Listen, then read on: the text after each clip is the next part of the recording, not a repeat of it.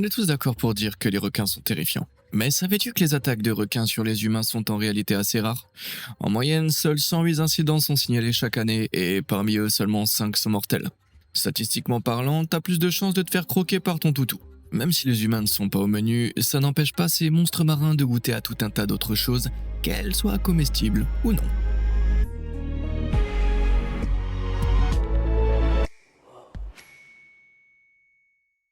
Requin d'archéologie. Tu connais cette joie quand tu mets la main dans ta poche et que tu trouves un billet de 20 € dont t'avais complètement oublié l'existence?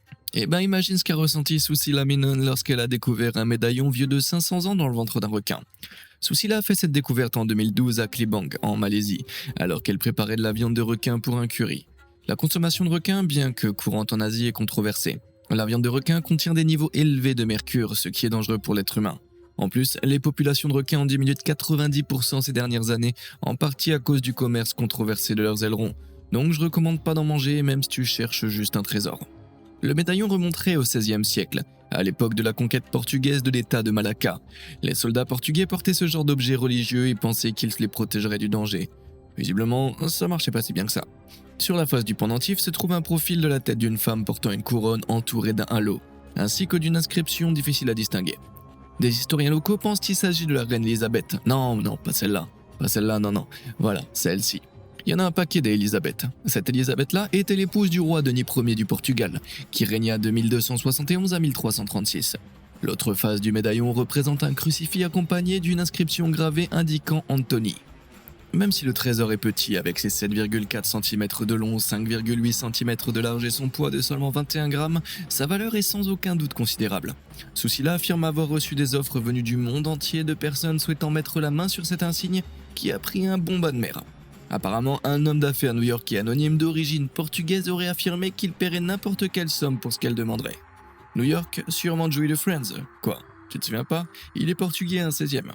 Malgré toutes ces offres qui ont été faites, Susila hésite à se séparer de cette relique sortie des eaux.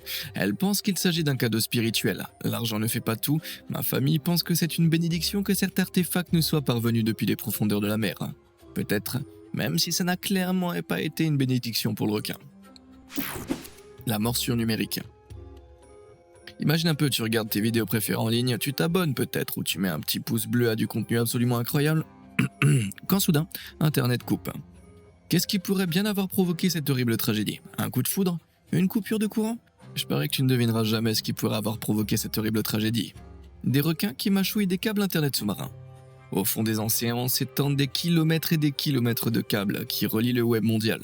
Les requins ont pris goût à ces câbles dès les années 80. Les premiers cas ayant été rapportés en 1987 par le New York Times. Un câble en fibre optique reliant l'Europe, le Japon et les États-Unis aurait été sectionné 4 fois par un requin crocodile affamé.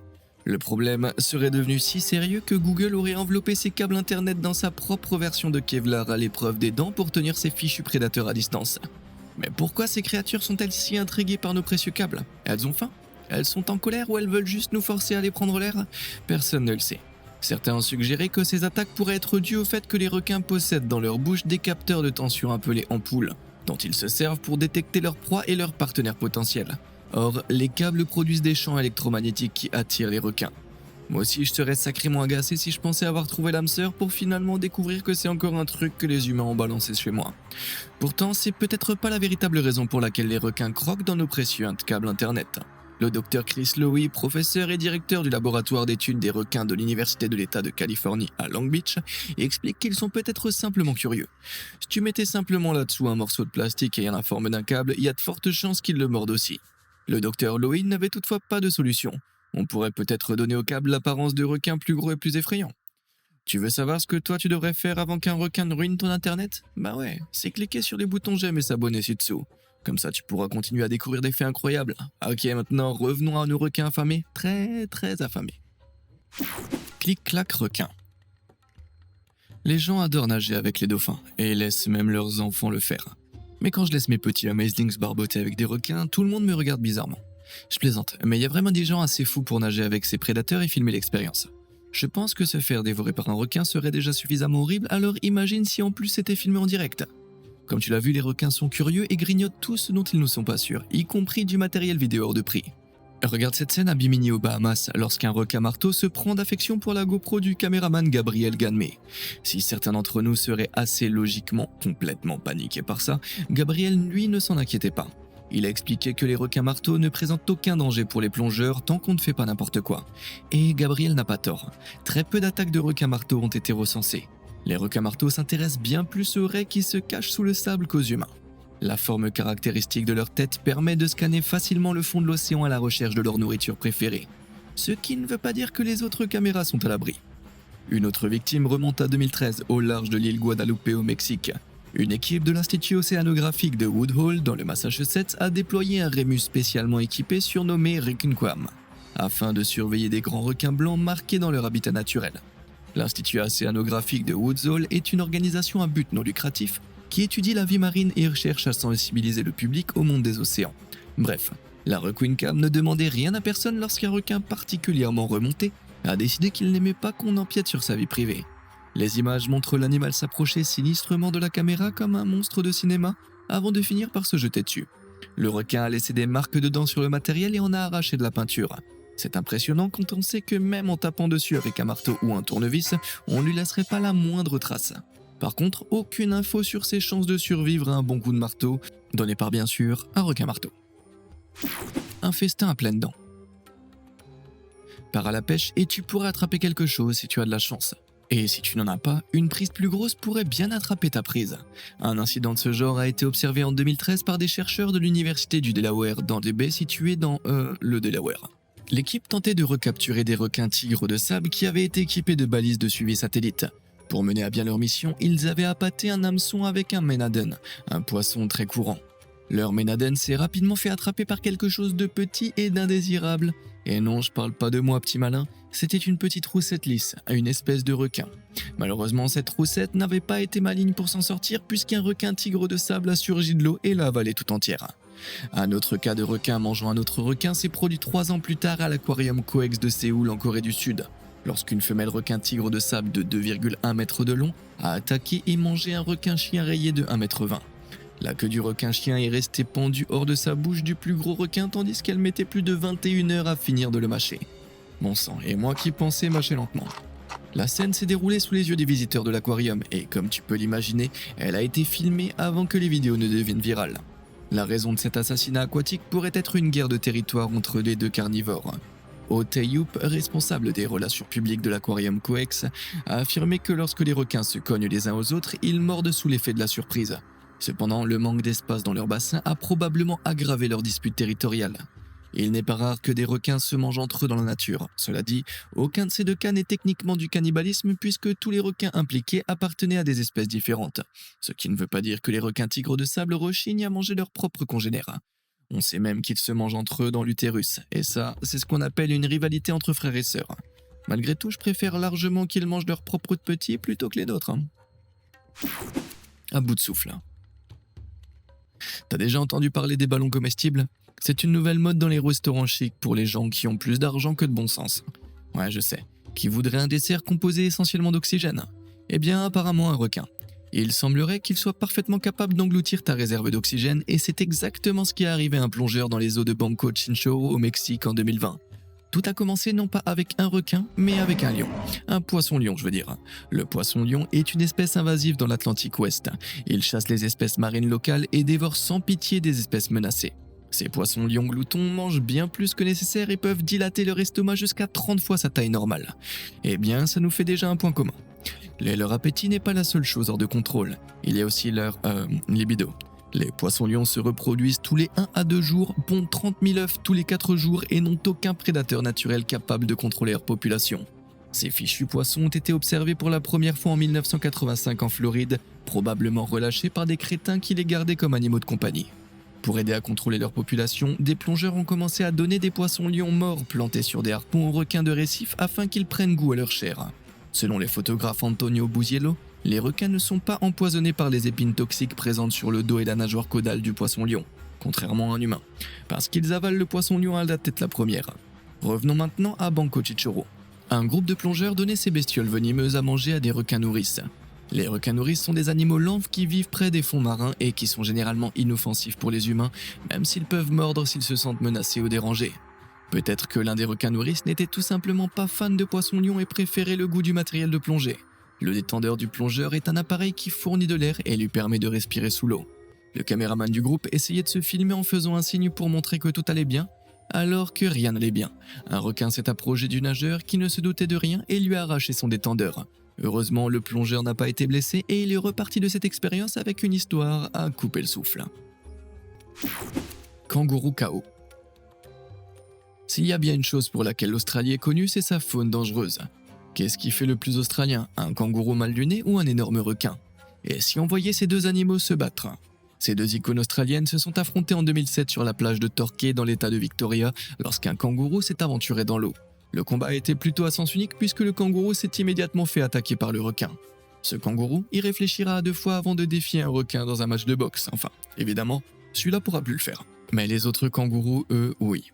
La scène a été observée par Daniel Hurst et Mick Butcher, qui se promenaient tous les deux sur le long de la plage et qui ont probablement eu du mal à en croire leurs yeux. Les deux hommes ont expliqué que le requin était petit puisqu'il ne mesurait que 2 à 3 mètres de long. Ouais, minuscule. Mick a raconté que le kangourou semblait désorienté et avait fixé l'eau pendant environ 10 secondes avant de s'y aventurer. C'est un comportement inhabituel chez les kangourous qui n'entrent généralement dans l'eau que lorsqu'ils se sentent menacés. Matt Vincent, directeur du zoo de Melbourne, explique que les kangourous savent nager et le font, mais dans ce cas précis, on dirait que le kangourou a pu être effrayé ou se sentir menacé par quelque chose sur la plage et qu'il s'est réfugié dans l'eau. Les requins sont assez curieux et si le kangourou était paniqué ou créait des vibrations dans l'océan, alors un requin a probablement été attiré par ça. C'est peut-être la présence de personnes qui a effrayé le kangourou, mais impossible de le savoir avec certitude. J'aime à penser que j'ai quand même pas l'air aussi effrayant qu'un requin. Quelques jours plus tard, le comité de gestion de la côte de la Great Ocean Road a découvert la carcasse d'un kangourou échoué sur la même plage, mais le corps ne portait aucune trace de dents. Étrange, si tu vois un requin qui ressemble à ça, méfie-toi. Oh l'élan. Si je te disais qu'un requin est capable d'avaler un élan entier, tu diras probablement que je prends beaucoup trop d'élan avec les faits. Ouais, désolé. En 2013, à Norris Arm North, sur la côte de Terre-Neuve, 2 hommes, Derris Chalk et Jeremy Ball, ont découvert quelque chose échoué dans le port. En s'approchant, ils ont vu qu'il ne s'agissait pas de n'importe quel requin, mais d'un requin du Groenland.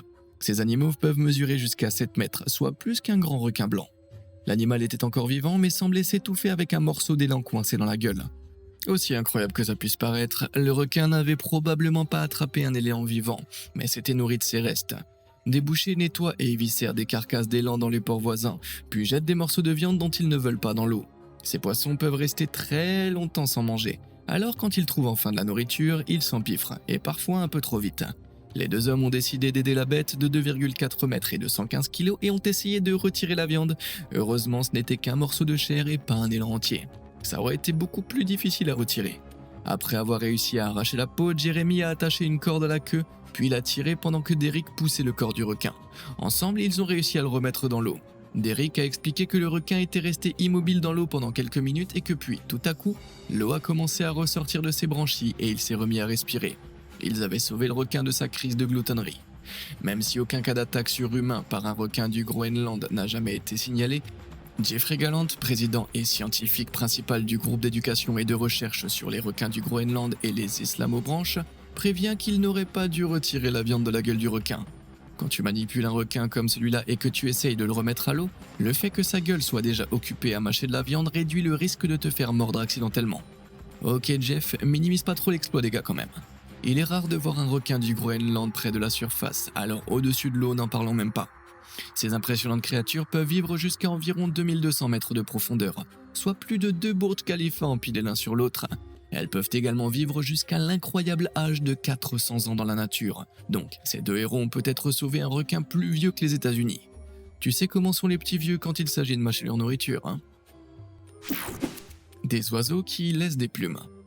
Dans le roman de Harper Lee publié en 1960, Ne tirez pas sur l'oiseau moqueur, le protagoniste Atticus Finch déclare « C'est un péché de tuer un oiseau moqueur, ils ne font rien d'autre que chanter de tout leur cœur pour nous. » Visiblement, aucun requin n'a jamais lu ce livre parce qu'ils en bouffent plein. En 2010, une équipe chargée d'étudier les populations naviguait le long de la côte entre le Mississippi et l'Alabama. Ils ont capturé un petit requin tigre afin de le marquer avant de le relâcher dans l'eau. À leur grande surprise, le requin a vomi des plumes d'oiseau. Et alors, je t'entends dire, je parie que les requins mangent tout le temps des mouettes et des macareux. D'accord, même si c'est un peu vrai, monsieur l'expert des requins, ce requin n'a pas vomi un oiseau marin. À la place, il s'agissait d'un moqueur roux, un oiseau terrestre de la famille des moqueurs qu'on trouve généralement dans les jardins nord-américains ordinaires. Une équipe de l'Université d'État du Mississippi a décidé d'enquêter et a découvert que ce requin n'était pas le seul à avoir un faible pour les oiseaux chanteurs. L'équipe a mené des études mensuelles de 2010 à 2018 au cours desquelles elle capturait des requins, vidait leur estomac à l'aide d'une pompe et examinait ce qui en ressortait. Ouais, sympa. Ils ont découvert que sur 105 requins-tigres capturés, 41 contenaient des traces de 11 espèces différentes d'oiseaux terrestres, mais pas une seule plume d'oiseau marin. Alors comment ces petits emplumés se sont-ils retrouvés en plein milieu de la mer? Les chercheurs ont découvert qu'on retrouvait davantage d'oiseaux dans l'estomac des requins en automne, ce qui, comme par hasard, correspond aussi à la période où les oiseaux migrent vers le sud. Pendant leur vol, certains oiseaux peuvent s'épuiser et tomber dans la mer, où une fin peu réjouissante les attend. Et l'équipe a découvert que les populations de jeunes requins-tigres étaient 3 fois plus importantes entre août et novembre, ce qui signifie que les mères requins pourraient mettre bas dans le nord du golfe afin que leurs petits puissent se régaler de quelques oiseaux épuisés. Ouais, les mamans font toujours en sorte qu'il y ait du pain sur la table, ou dans ce cas, des oiseaux dans la mer. Ça leur a échappé des mains. Si tu pensais que les kangourous au menu étaient l'histoire australienne la plus glauque qu'on allait découvrir, mon pote, c'est que tu ne connais pas l'Australie, mon gars. Il y a très longtemps, en 1935, un requin-tigre capturé a été amené au bain de l'aquarium de Coogee à Sydney le 17 avril. Le requin devait être l'attraction principale des célébrations de l'Anzac, le 25 avril. Une sorte de journée australienne et néo-zélandaise du souvenir en hommage aux soldats. Pourtant, depuis quelques jours, le requin se comportait bizarrement et semblait léthargique. Finalement, le jour des festivités, sous les yeux de tous les spectateurs, le requin a vomi un bras humain. Ouais, charmant. Le membre portait un tatouage très reconnaissable représentant 2 boxeurs en train de se battre et avait été coupé net sans aucune marque de dents, comme s'il avait été tranché au couteau. Bien qu'il ait passé 18 jours dans l'estomac du requin, le bras était incroyablement bien conservé. Grâce aux empreintes digitales, la police a découvert que le bras appartenait à James Smith, un petit criminel anglais et ancien boxeur poids léger. Il avait été vu pour la dernière fois en train de boire du Tessiloter de Cronulla avec son ami Patrick Brady le 7 avril. James et Patrick travaillaient tous deux pour l'homme d'affaires véreux Reginald Lloyd Holmes, qui utilisait son entreprise de construction de bateaux comme couverture pour faire entrer clandestinement des marchandises de contrebande. Alors comment le bras de James s'est retrouvé dévoré par un requin ? Il existe plusieurs théories. L'une d'elles veut que Patrick ait éliminé James. Tu vois, James était un indicateur de police. Lorsque le grand patron Reginald a ordonné à James de détruire un hors-bord dans le cadre d'une fraude à l'assurance, James l'a dénoncé à la police et a commencé à faire chanter. Ce qui, comme tu peux l'imaginer, n'a pas vraiment chanté Reginald.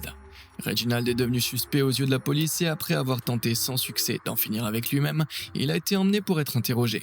Le patron a accepté de témoigner contre Brady, mais quelques heures avant de pouvoir témoigner lors d'une enquête judiciaire, il a été retrouvé immobile dans sa voiture, mort. Quelqu'un lui avait ôté la vie ? Ou était-ce son propre geste ? Personne ne le sait. Par la suite, Patrick a été acquitté et est reparti libre. Mais ce n'est pas tout. Il s'avère que la dernière personne que James avait dénoncée était le gangster Eddie Wyman, l'un des criminels les plus violents de Sydney. Wyman n'aurait probablement pas hésité une seconde à envoyer James dormir avec les poissons. Même si on ignore exactement qui a éliminé James, on peut probablement innocenter ce pauvre requin, même s'il a quand même gâché la journée de l'Anzac à tout le monde. Carapace fatale. Si tu n'avais pas encore compris, les requins ont souvent les yeux plus gros que le ventre et mordent parfois bien plus qu'ils ne peuvent mâcher. Je peux comprendre. Si tu as déjà avalé un M&M's tout rond, tu compatirais peut-être aussi avec notre prochain requin. En 2019, un grand requin blanc mort a été retrouvé emmêlé dans un filet par des pêcheurs au large des côtes japonaises. Ce qui était étrange avec ce requin, c'est qu'une tortue morte était coincée dans sa gueule. Malgré son impressionnant poids de 2040 kg, le poisson n'avait visiblement pas réussi à avaler la tortue. Notre vieil ami, l'expert des requins, le docteur Chris Lowy, a expliqué qu'un incident comme celui-ci était très inhabituel, car les grands requins blancs s'attaquent rarement aux tortues marines, celles-ci étant très douées pour leur échapper. Quand les tortues marines savent que les requins blancs sont dans les parages et que ceux-ci s'approchent, elles ont ce comportement où elles leur tournent le dos et orientent leur carapace vers eux. Elles se mettent sur le côté et ça rend vraiment très difficile pour le requin de réussir à saisir la tortue. Ouais, c'est tortuellement génial. Le seul moyen pour le requin d'attraper une tortue serait de s'en approcher discrètement sans se faire repérer, comme une sorte de requin ninja. La malheureuse tortue en question était peut-être malade ou simplement pas assez attentive, mais le requin n'a pas eu beaucoup plus de chance. Une fois le reptile coincé là, le requin ne pouvait plus le retirer. Parfois, avoir des mains ça aide. Comme l'a souligné Andrew Nosal, professeur adjoint à l'université de San Diego, les requins blancs font partie des rares espèces de requins qui doivent nager pour respirer, en gardant la bouche ouverte afin que de l'eau de mer fraîche et riche en oxygène puisse entrer et circuler dans leurs branchies. Tout ce qui bloque ce flux à sens unique pourrait provoquer l'asphyxie et la mort du requin. Voilà donc pourquoi on voit rarement ces deux animaux s'affronter, ils perdent tous les deux. Des ennuis jusqu'aux étriers. T'as déjà dit que t'avais assez faim pour manger un cheval? Eh bien, t'es peut-être un requin bulldog.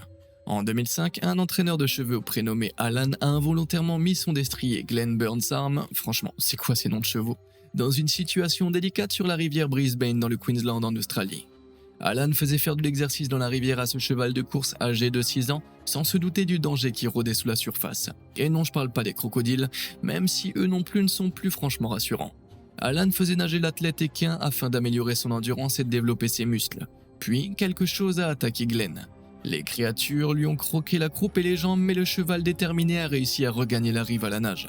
Une fois sur la terre ferme, Alan a constaté que Glenn était couverte de marques de morsures et d'échymoses, mais qu'il allait bien malgré tout.